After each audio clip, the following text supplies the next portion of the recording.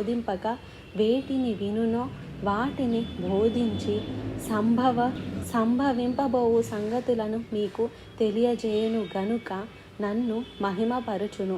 తండ్రికి కలిగినవన్నీయు నావి, అందుచేత ఆయన నా వాటిలోనివి కొన్ని తీసుకొని మీకు తెలియజేయునని చెప్పి తిని. పరిశుద్ధాత్మ అప్పుడు ప్రభు యొక్క మాటలను మనకు మరలా అర్థమయ్యేటట్లు చేస్తాడు. కొత్త బోధ చేయడు ఆయన. తండ్రి మాటలు ప్రభువు దగ్గర ఉన్నాయి, ప్రభువు మాటలు పరిశుద్ధాత్ముడు చెప్తున్నాడు. ముగ్గురు ఒకటంటే ఒక వ్యక్తి కాదు, వ్యక్తిత్వంలో వ్యత్యాసం. కొంతమంది ఏంటో అప్పుడప్పుడు పరిశుద్ధాత్మ వచ్చింది పోయింది, ఇదేమన్నా ఫిట్స్ అయితే వస్తాయి పోతాయి. పరిశుద్ధాత్మ వచ్చింది అనకండి దయచేసి.